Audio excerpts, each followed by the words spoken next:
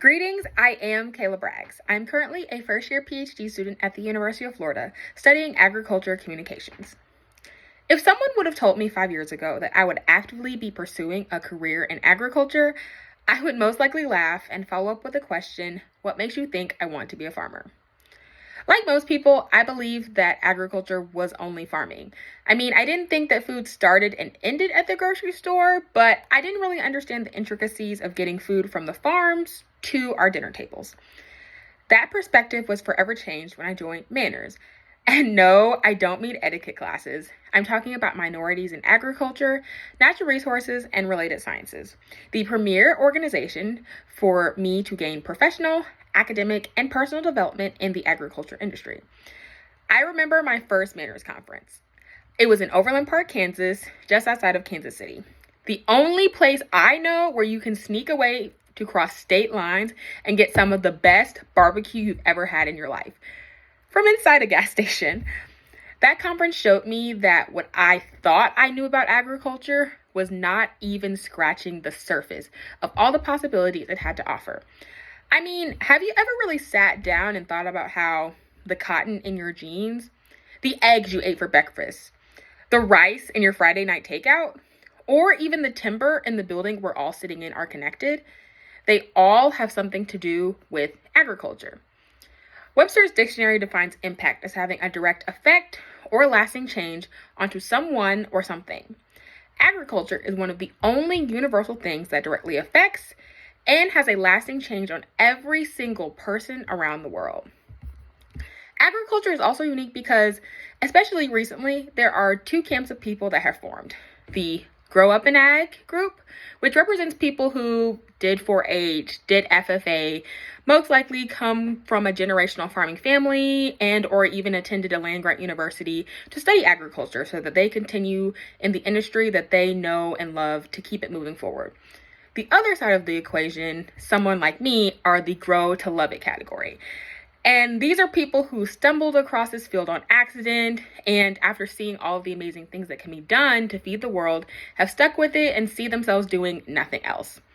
It's important for both groups to exist and work together so that we can continue to feed more people on less land, with less water, and our resources stretched extremely thin. And until people figure out how to survive off of air and sunlight, it looks like we are all going to have a job. Fast forward to today, and I stand before you as a graduate student, industry advocate, and innovator within the very same area I once initially rejected. I guess you could call me an accidental agriculturalist. Whether we choose to admit it, agriculture impacts every aspect of our lives. Without that first seed that sprouted the multi-dynamic agricultural industry of today, what would the world look like? Not only is the field of agriculture one of the fastest growing sectors in the world economy, but I have also personally seen how the possibility for unique and rewarding opportunities are endless. This means that the time to invest in the next generation of students to propel agriculture forward includes the U.S. rice industry. If you ask me what I thought about rice at a surface level, I would say rice has always been a staple at my family's dinner table. There are especially strong feelings about the sweet versus savory rice debate that no one seems to let go at every family holiday. I am personally team savory, but that's neither here nor there. Growing in the South, especially, rice has been important to my family because it serves as more of a blank canvas to where we started to learn how to cook. I can remember one of my first meals that I ever learned how to make for my family that wasn't cereal or sandwiches that actually involved using a stove was pot roast with rice. There isn't much I'd rather have than a hot, comforting meal on a cold day with a nice cup of rice on the side. But if you were to ask me what I thought about rice at a deeper level, I think it's like an unsung hero. Even if people don't know about U.S. agriculture, people probably can wrap their head around the classic cows, plows, and sows imagery. But rice is most often left out of that imagery. Rice isn't as widely produced as row crops like corn and soybeans, so it's easy to forget how rice serves as a staple food for millions of Americans and honestly, millions of people around the world. Taking rice producers out of the conversation raises the risk that there is not just a singular rural voice that speaks for all issues. So preserving the U.S. rice industry not only sustains the livelihood of farmers and their communities, but also reinforces broader goals of economic stability, environmental conservation, and just general national food security. To properly address the challenges faced by the modern U.S. rice industry, this requires a multifaceted approach from various industry stakeholders that combines innovation, policy support, and sustainability practices. To combat water security and climate change, I personally see growers pushing the envelope with innovation by using advanced methods like alternate wetting and drying and investing in drought-resistant rice varieties developed through modern breeding techniques. This not only requires the work from producers using these new seed varieties, but also commodity groups and industry leaders to invest in expanding research on climate resilient practices and providing farmers with technical support and incentives to actually implement these solutions. It also requires collaboration with governmental agencies to ensure that efficient water management policies and infrastructure upgrades can further enhance industry's resiliency to changing environmental conditions. From tackling rising input costs and labor shortages, I see the rice industry leveraging technology such as precision agriculture and automation to reduce reliance on manual labor to optimize resource uses. For large producers, this has become a priority over the last few years. However, for small and medium-scale producers and millers, producers need access to capital investments that help expand this reality to producers of all sizes so that everyone can compete and participate in this innovative strategy.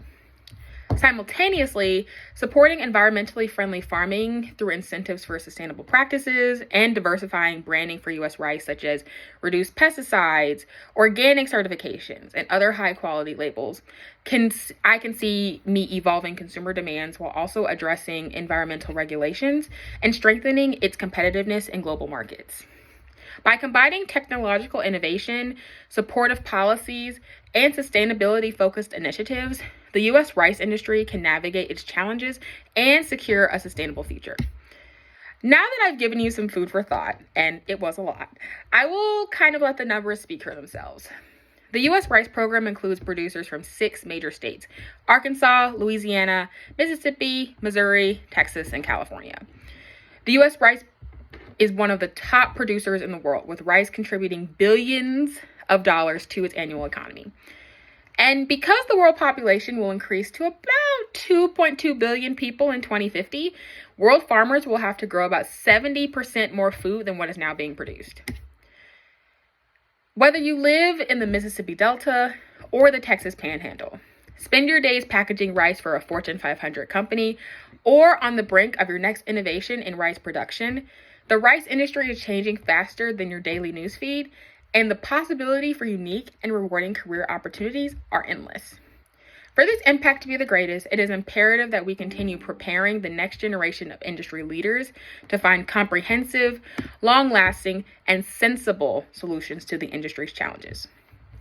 After graduating with my PhD, I plan to move to DC to work for corporate agri-food industry or commodity stakeholder groups in government relations or strategic policy communications.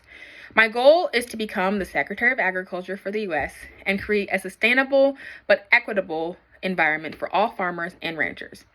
We must feed more people on less land with less resources, and it's now our job to take part in these decisions that are not just going to impact me or you, but our children, their children, and future generations to come. To not only make the world more sustainable, but more equitable for all farmers, ranchers, and producers. Today, I leave you with this. They say not all heroes wear capes. Well, by that standard, everyone in agriculture rides a tractor. As agriculture professionals, the impact we will make in this world is not just for today or tomorrow, but for years to come. We are all sowing the fields or planting rice one seed at a time.